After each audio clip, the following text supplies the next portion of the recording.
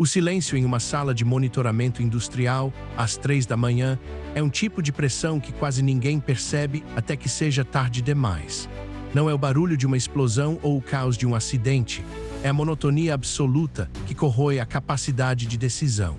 Quando um operador encara uma tela por horas, sem uma única oscilação no gráfico, o cérebro entra em um estado de economia de energia. A atenção diminui, os sentidos se embotam e o tempo deixa de ser linear. É exatamente nesse estado de inércia que um erro humano ocorre, não por falta de habilidade ou conhecimento técnico, mas por uma falha silenciosa no autodomínio.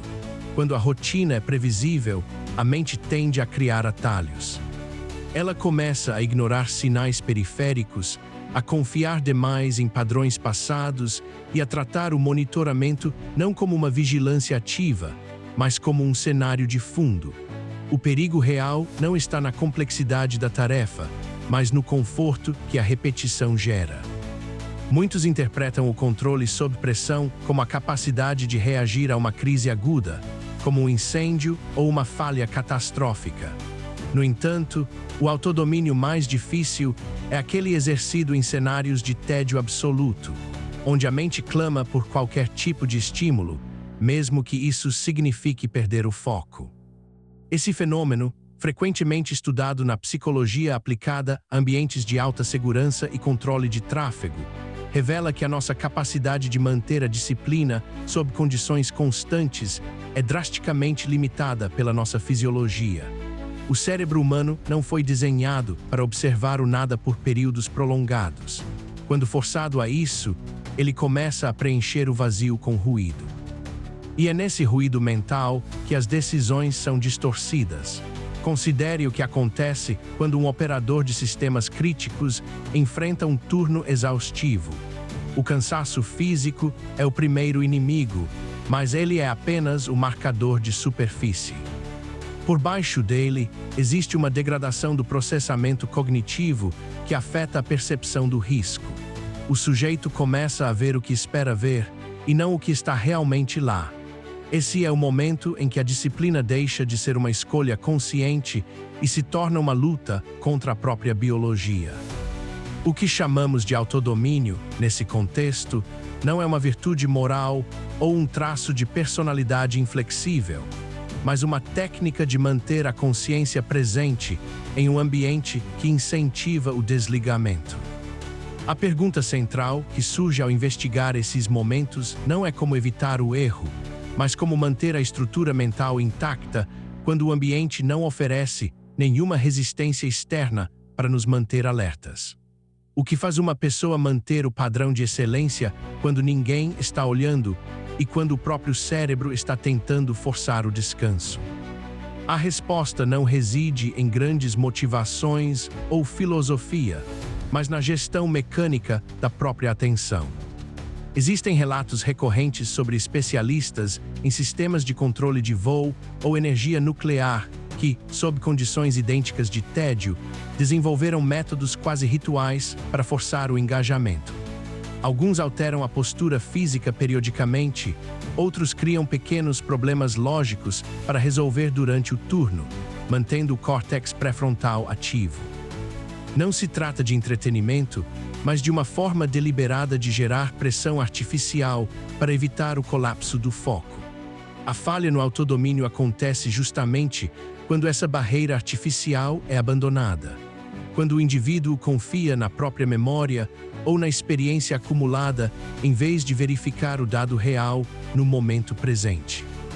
O custo de agir sem esse nível de controle é frequentemente invisível até o instante da consequência.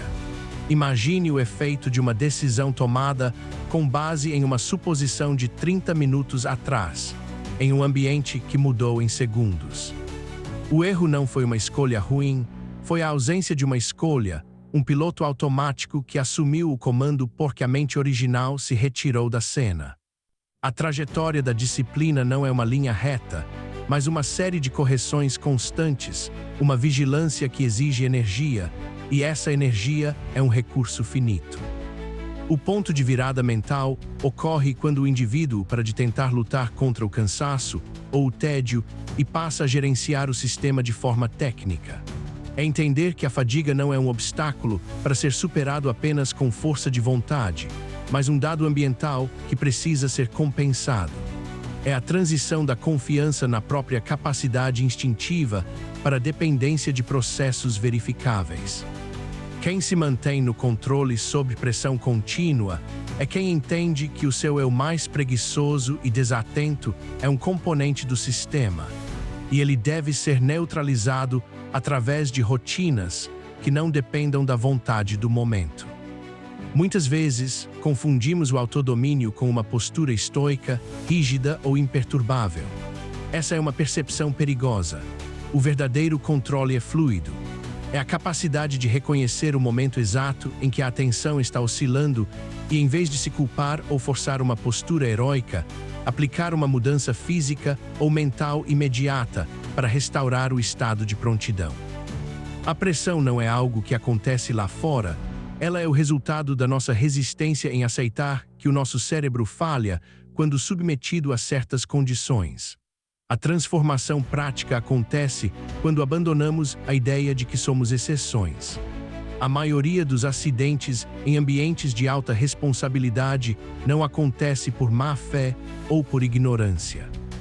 Eles ocorrem porque pessoas inteligentes acreditaram que, por serem experientes, estariam imunes à perda de atenção. A disciplina de elite, na prática, é a desconfiança absoluta em relação à própria percepção quando o ambiente está estável demais. É tratar o silêncio como um sinal de alerta e a rotina como um campo minado. No final das contas, o autodomínio sob pressão não é sobre parecer forte. É sobre manter o controle operacional quando a mente, cansada e entediada, tenta decidir por você. É a vitória do processo sobre o impulso. Aqueles que entendem isso não dependem de picos de inspiração ou de motivações externas. Eles constroem barreiras que impedem que o seu lado mais fraco tome o controle do sistema. A disciplina é, essencialmente, a arte de monitorar a própria falibilidade antes que ela se torne uma catástrofe externa. E o silêncio, que no início parecia apenas um vazio, torna-se, para quem domina essa técnica, o espaço onde a verdadeira capacidade de decisão é exercida, sem o ruído do ego ou a sedução do conforto imediato. Quando o ambiente não te desafia, é você quem precisa se tornar o desafio. É nesse nível de consciência que a pressão deixa de ser um peso e passa a ser apenas o terreno onde se opera a real competência.